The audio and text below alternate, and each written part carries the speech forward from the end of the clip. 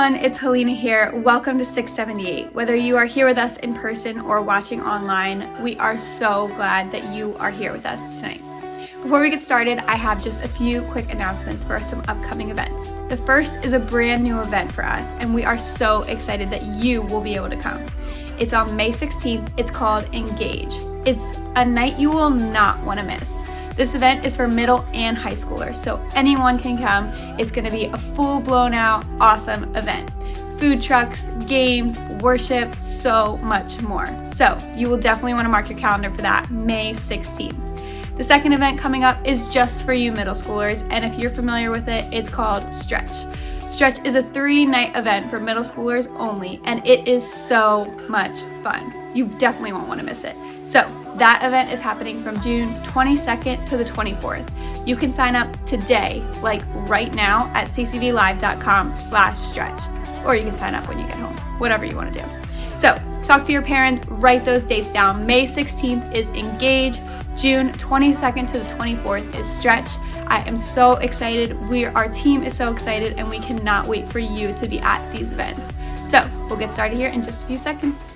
What is up, everybody? Happy Easter. Happy Easter, and welcome to our online YouTube channel, where every single week we put up content, specifically the messages that we're giving to our youth group, so you don't miss out on a single thing that we're doing here. All right, now before we start, I want you to copy that link at the top, the URL. I want you to share it, send it to one of your friends, and say, watch this with me right now, because we're about to hear something so good.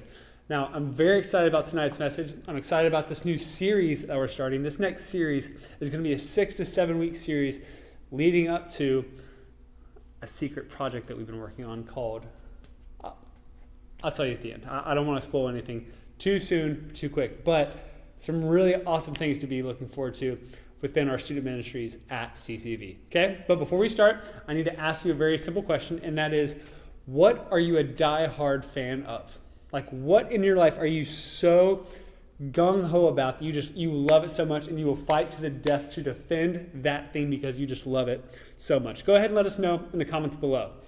What are you a die-hard fan of? Now, not just what are you a die-hard fan of, but you could also be a die-hard fan of, like, against something, right? Something that you're so totally against that you just dislike so much. Not that we're promoting any of that, I hate this, I don't like this, but what are you either for or against in a die-hard kind of motion? Like for me, for instance, I believe that Peeps, the very famous the very famous marshmallow candy around Easter time, is possibly the most worst thing ever associated with the topic of Easter. Now, yes, Easter, we're celebrating the life and the resurrection of Jesus, and on the contrast, nothing makes me want to die quicker than the idea of having to eat a Peep. It is just so gross. I remember eating one at a young age. It made me vom, and it's traumatic for me, okay? I hate it.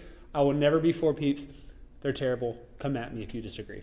I also am a diehard fan against Christmas music, or specifically, Frosty, Red Noses, and an old guy who's only friends with elves and reindeer. That kind of music should never, ever be within sound distance of our ears prior to December. Like, I'm not even talking right after Thanksgiving. Give us a day or two to mourn Thanksgiving being over with all the food and the joyfulness and the thankfulness. Let us have that time before you shove Frosty and Santa in our face. I will never be a fan of it. Absolutely ever.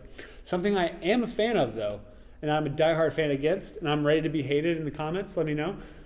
I think Chipotle is the best, by far, fast food, Tex-Mex kind of place out there. Way better than Qdoba, and don't get me started on Moe's, okay? Seriously, come at me in the comments if you disagree, but Chipotle all the way. I will pay forever millions of dollars just for a couple extra scoops of guac, okay? I also am a diehard fan of a show that I believe is one of the greatest of all times. And there's a reason that it's 41st season. You heard that right. A 41st season is coming up. The show Survivor is one of the greatest social experiments ever to be broadcasted on TV, in the history just in general. It's absolutely incredible, and I will defend that to the day I die. Now, again, I want to ask you, what are you a diehard fan of or against, and to let me know in the comments. Now, the reason I'm asking you this specific question is I want you to start reflectively thinking, why are you a diehard fan of or against one thing. What got you into being a fan? And what I'm most interested in is, how are you as a fan or a supporter of that thing? What I mean by this more specifically is, how do you naturally respond when you are personally behind something you believe in? How do you respond? What I mean by this is, does it bother you when other people are not on the same page as you? And how do you respond when somebody disrespects what it is that you're so very much for? Like, how do you actually respond? Not what do you think, how do you physically, verbally, emotionally, spiritually, mentally respond to that thing? I'm able to respond. Get that? I'm able to respond. And depending on what the actual subject is, I even have a responsibility to respond in some way. And that's exactly why we're starting the series called Responseable, where we're looking at some incredible statements that Jesus made while he was here on earth. These statements are the 7 I am statements, where Jesus tells us who he is. And the reason that he's saying these specific statements is because one of the most common questions people ask us when it comes to faith is, who is Jesus? Who is Jesus? Who is this guy? And we are meant to know who he is so that we can tell him. We're meant to have a response, okay? When Jesus was walking in Matthew 5, I believe, when he was walking, or Matthew 6, when he was walking with his disciples, he stopped everything that was going on and he looked at him and he said, who do people say that I am? It's a common question. I need you to know who I am. Not just what other people say, but who would you say that I am? It's so important for us to know who Jesus is so that we can always have a response for who he is. So as Jesus gives us these 7 statements that we're going to be talking about over the next 6 to 7 weeks throughout the series, we need to ask ourselves, is the life of Jesus and these statements something that we just shrug off and mentally say, yeah, I heard that before? Or is there a way that you and I should respond to them? How about when we respond when others ask us these questions? And that's what we're diving into tonight. And with it being Easter, I find it the perfect time to look at one of the 7 I am statements. And to give you a little context, this is the story of Jesus, Mary, Martha, and their brother Lazarus. Okay? Now, if you've been around church at all, you may have heard the story, but if not, that's totally fine. Long story short, Mary and Martha are with their brother Lazarus, who becomes very sick and ultimately dies. Spoiler alert, it's going to be okay. So Lazarus dies, and he's dead for 4 days. For 4 days, he's dead. And I want to read to you kind of the context. I don't want to just give you, a Spark Note summary. I want to read to you what the actual Bible says. This is John 11, 17 through 22. On his arrival, Jesus found that Lazarus had already been in the tomb, once again, for 4 days. Now, Bethany was less than 2 miles from Jerusalem, and many Jews had come to Martha and Mary to comfort them in the loss of their brother. Now, when Martha heard that Jesus was coming, she went out to meet him. But Mary stayed at the home. Lord, Martha said to Jesus, if you had been here, my brother would not have died. But I know that even now God will give you whatever you ask. Now I want you to recognize something. I want you to recognize what Mary says and what she does. She expresses her frustration, right? Jesus, I wish you were here. I wish you heard me. I wish you had been here when I needed you. And I think a lot of you and I feel the same sometimes. And whenever we get frustrated with a situation, we express that and then we stop. We say, Jesus, you should have. Jesus, I wish you did. Jesus, you didn't. And we kind of cut Jesus off, right? But look how Mary continues to respond. She says, if you had been here, my brother would not have died. Verse 22, but I know that even now, God will give you whatever you ask. You see, Mary knows that even though she feels lost, Jesus is still who he is. He is still Lord. She responds not just with how she feels, but with the truth of who Jesus is. And this is so crucial for this series. It's when you respond with the truth that you actually experience truth. You see, something that I wish I knew at your age is that God is not limited by your perception of him.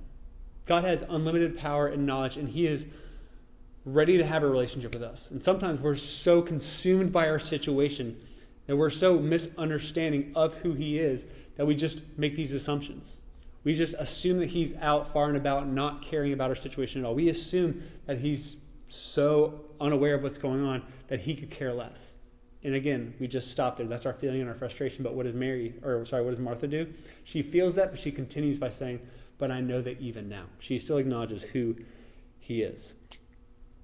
Mary says, I'm hurt, but more than that, she responds with an awareness of who Jesus is. And I want to ask you, how do you respond with faith in the middle of pain?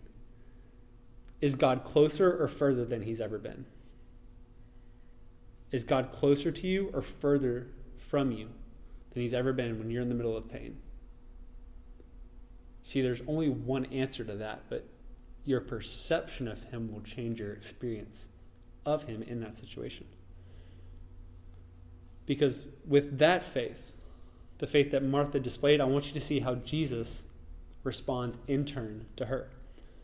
John 16:23-27, Jesus said to her, your brother will rise again.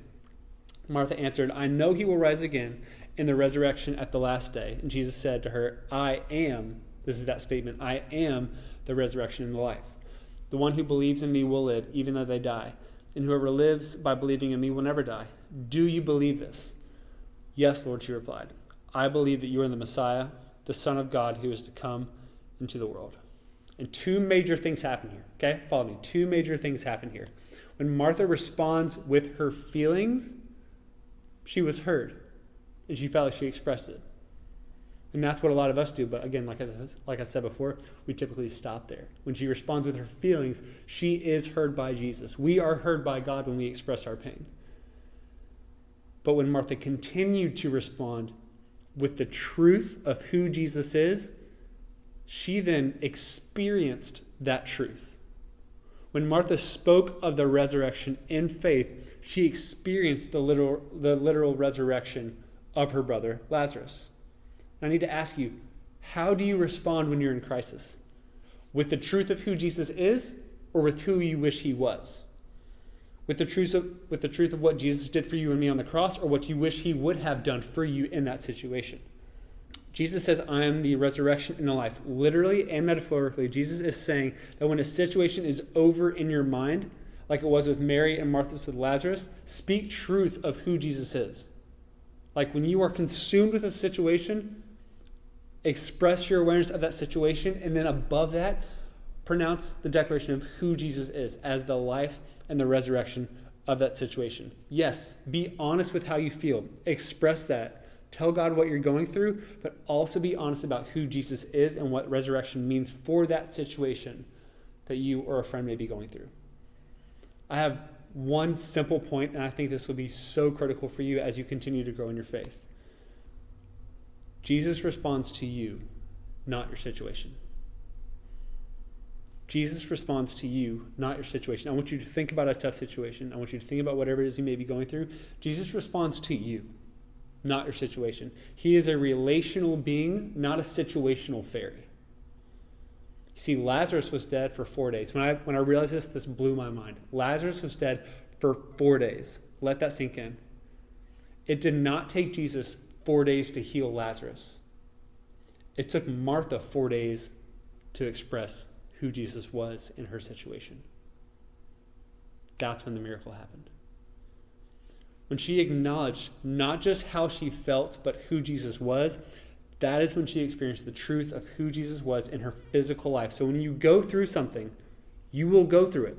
It will be tough. Jesus says this in John 16:33. You will be in doubt sometimes. Trusting Jesus doesn't make everything easy, but acknowledging Jesus does mean that he can bring life into that situation. He can resurrect that situation because he's not an on-call God to crisis. He's a relationally responsive being to truth. Hebrews 11:6 is one of my memorized verses. It says, without faith, it is impossible to please God. It is one of the callbacks of God. He responds to faith. He responds to people. He's not an on-call God to fix every little situation that goes on in our life. He's a relational being that responds to you. He's a relational being that responds to you. So when you learn to respond to your situation with Jesus being the resurrection and life of it, then regardless of the outcome, you are right where he is, and you see him for who he is, not for who you wish he was. So this week, whatever you're going through, I want to challenge you. I'm sure it's tough. I know it's not easy. But can you say that Jesus is the resurrection and life of that situation? Can you respond in the middle of your pain with an awareness of who he is above that? Let that be our goal this week as we grow together and experience more of who Jesus says he is in this series. And lastly, I want to encourage you to be aware of an incredible event. This is what I was hinting at before. On May 16th, we're going to compound this series all into one night. We're going to end it on an unforgettable night of May 16th called Engage. Engage is going to be one of the most unforgettable nights of this year, and I need you to be there, okay? I need you to be there on campus. It's basically going to be a combination of one night of stretch with worship night. It's going to be the most unbelievable thing you've ever experienced. And from now till then, we're going to continue looking at these statements of Jesus, seeing what he means when he expresses who he is, so that when we encounter situations, we encounter difficulties, we can be aware of them, but we can even more so be aware of who he is to us in the middle of them. Now, as always, I love you guys. So proud of you. See you next week at 6.